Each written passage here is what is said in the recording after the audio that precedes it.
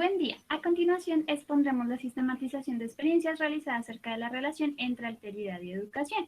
El grupo está compuesto por Daniela Osorio, Natalia Camero, Cristian Álvarez y quien les habla, Jessica Bayón. Bien, esta presentación se dividirá en dos momentos. El primero, que será el resumen o introducción, y el segundo, el análisis realizado por medio de la sistematización, en donde explicaremos 1. Las actividades desarrolladas, 2. La fecha y los objetivos del texto revisado, 3. La población y resultados obtenidos, así como las respuestas a las 3 preguntas orientadoras propuestas por la docente Elsie Marina Cantor. De este modo, a continuación presentaremos la sistematización realizada referente al tema de alteridad en la educación a partir de la revisión principalmente de 2 textos, que están titulados, el primero, llamado Preguntar la diferencia, cuestiones sobre la inclusión de Schiller en el año 2015, y la alteridad como respuesta educativa frente a la exclusión social de Vallejo, Romero y Gutiérrez para el año 2017. De esta manera daremos respuesta a las 3 preguntas orientadoras en torno a la alteridad como herramienta de cambio e inclusión en la educación. Bien, este es el texto número 1, posteriormente hablaremos del texto 2 para dar respuesta a estas preguntas. La fecha de publicación de dicho artículo fue en el año 2015 y en este momento estamos viendo en pantalla los cuadros de sistematización realizados de forma grupal. Como mencionábamos, el texto es del 2015 y específicamente fue desarrollado en la población argentina. Las actividades desarrolladas principalmente fue establecer inicialmente qué tipo de percepciones surgen de los programas y experiencias de inclusión que se han desarrollado en dicho país, a través de una conversación grupal entre maestros y maestras, manifestando conclusiones en torno a la normatividad, entre ellas principalmente el artículo 42, que es la Ley de Educación Especial en Argentina, siendo cada encuentro y material firmado para las siguientes conversaciones y para el análisis de la información. En este sentido, este documento tuvo como propósito analizar algunas dimensiones del problema de la equidad en la educación argentina, relacionando esa cuestión con ciertos fundamentos, prácticas y realidades de la educación actual en ese país. Ya en cuanto a los resultados obtenidos, se mencionan frases significativas grupales que ponen como tema de reflexión la ética educativa ligada a lo que propone la política formal en el país, a pesar de que ha habido un largo proceso histórico de inversión diferencial y que han aportado diferentes recursos, sigue siendo ineficiente ello, teniendo en cuenta que, como menciona en el texto, en las diferencias no existen sujetos diferentes, por tanto, se requiere de inclusión. Sin embargo, se siguen presentando derivaciones sutiles de la diferenciación, que es a lo que llega en conclusión el texto en particular. Vale, continuando juntos construyendo una sociedad más inclusiva. Esto es relacionado a lo que mencionaba mi compañera. Vale, empezando a responder las 3 preguntas relacionadas a la lectura, es la primera. ¿Cuál es la relación entre los discursos y las representaciones sociales para la inclusión y la alteridad? Los discursos influyen en la manera en que se relacionan con el otro, pues estos se reflejan en representaciones sociales, actos e ideas a nivel colectivo. Entonces, lo que mencioné en la lectura anteriormente era que hay una normativa y hay una ley en la cual se llama educación especial, en la cual trata de que en todos los colegios incluyan a, pues a las personas al otro. Entonces, de alguna manera, si nosotros tenemos esta información, si tenemos investigaciones sobre todo este tema de alteridad, inclusión, equidad, de alguna manera la representación social de nosotros que tenemos en este momento podría cambiar. En la segunda es, ¿cuál es la relación entre los discursos sobre la alteridad y las prácticas sociales?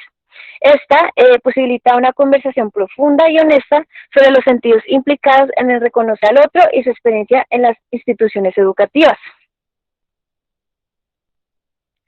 Vale, y en la tercera es, ¿qué discursos han permeado los contextos inclusivos para la alteridad? Entonces, los que les decía, la normatividad referente a la educación especial, ya que esto tiene en cuenta los grandes esfuerzos de organismos nacionales y los ministerios regionales de cada provincia y de cada nación por medio de las políticas públicas.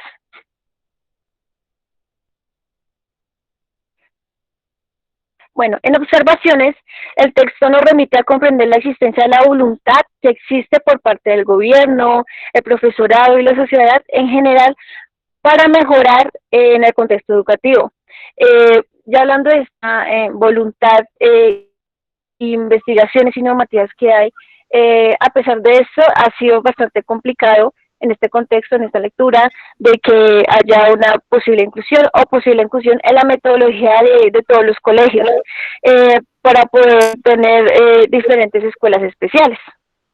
Como ha mencionado mi compañera, algunos de los discursos que han permeado los contextos inclusivos en este país particularmente ha sido la normatividad referente a la educación especial, los grandes esfuerzos de organismos nacionales como el Ministerio de Educación a nivel nacional y los ministerios regionales de cada provincia y nación por medio de políticas públicas que poco a poco han comenzado en los últimos años a sumarse al espíritu educativo internacional para resolver las dificultades de inequidad en cuanto a garantizar la educación inclusiva, como menciona Esquilar 2015.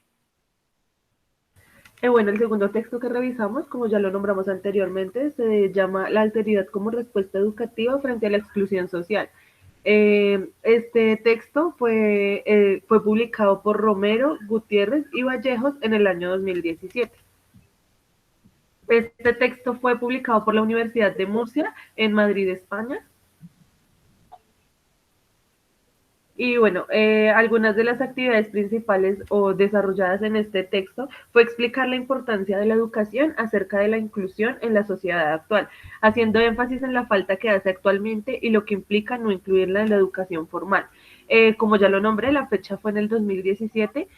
Los objetivos de este artículo son varios. Unos de ellos son avanzar hacia una sociedad menos discriminatoria y excluyente. Los autores de este artículo parten de la ética levinasina y proponen un modelo centrado en la alteridad pedagógica. También hablan de una ética de la compasión y de la responsabilidad que se materializa en la recuperación de las víctimas, en este caso los excluidos o descartados.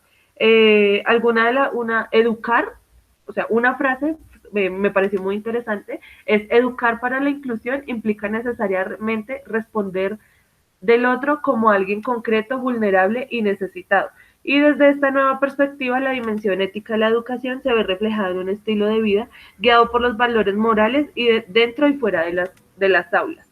Este artículo fue publicado específicamente para la población de maestros, maestras y estudiantes, y se pudieron encontrar varios resultados. Uno de ellos es encontrar a favor de la inclusión exige reflexionar sobre algunas condiciones básicas para hacer una educación distinta.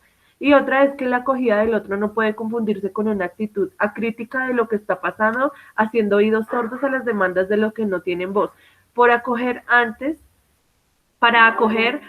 hay que bajar el suelo de la exclusión y llamarla por su nombre para denunciar y desvelar las condiciones del sistema que las produce. Entonces, esta pedagogía desde el otro exige a un educador una actitud permanente de cambio e innovación, porque en educación, como en la vida misma, nada está dicho para siempre. Bueno, ahora vamos a ver cómo el texto 2 responde a las preguntas orientadoras. Entonces, la primera pregunta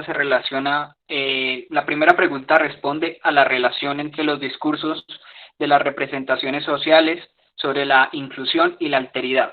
Lo primero que nos dice el texto es que el discurso es una herramienta legítima de defensa contra las categorías sociológicas que surgen de la exclusión de ciertos grupos de personas.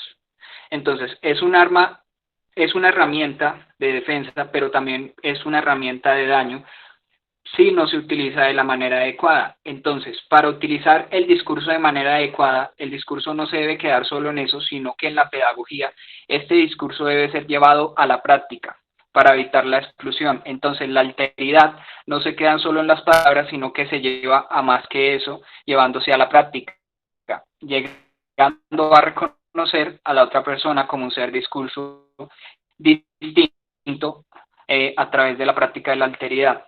La segunda pregunta responde a la relación entre los discursos sobre la alteridad y las prácticas sociales. Entonces, aquí se nos dice que desde la práctica social se le brinda la oportunidad a la persona de conocer a alguien distinto a él.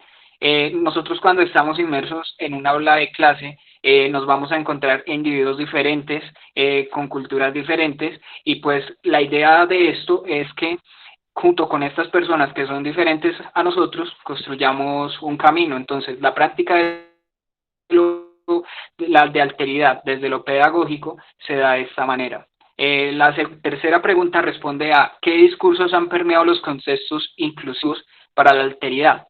Entonces, este texto principalmente nos habla del contexto educativo, pero nos dice que el contexto educativo es crucial para los demás contextos que va a conocer el joven después, y este le ayudará a relacionarse en el transcurso de su vida. Entonces, lo que se propone es que el estudiante interactúe en el aula de clase y que conozca a los demás estudiantes, y así practica la alteridad y se permea de esta en el contexto educativo, y esto le va a servir para el transcurso de su vida. Siguiente. Bueno, las observaciones es que encontramos que en esto se puede reflejar la necesidad de agregar a la educación actual los temas relacionados con la inclusión social, para evitar la deserción escolar y el fracaso junto con la pobreza. Es indispensable pensar la educación desde presupuestos radicalmente diferentes que hagan posible que el escenario escolar deje de ser un espacio productor de desigualdad. Entonces, para que el espacio escolar deje de ser productor de desigualdad, se utiliza como principal herramienta la alteridad, y se toma en cuenta que las categorías sociológicas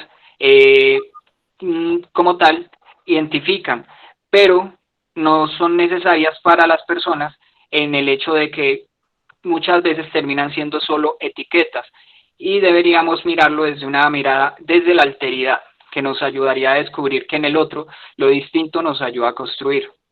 Como menciona Cristian, para concluir es interesante remarcar que incluso sosteniendo la idea de diferencia en términos individuales después de revisar estos dos textos, esta posibilita una conversación profunda y honesta sobre los sentidos implicados en el reconocer al otro y su experiencia en las instituciones educativas, favoreciendo así acciones de proyectos educativos y el sentido en función de las necesidades del otro. En este sentido, es vital reconocer cómo las prácticas sociales, la alteridad, los discursos y los programas existentes de discapacidad que ya se encuentran con información, dan paso para que se puedan nuevamente reestructurar y aplicar en el ejercicio profesional a partir del reconocimiento del otro.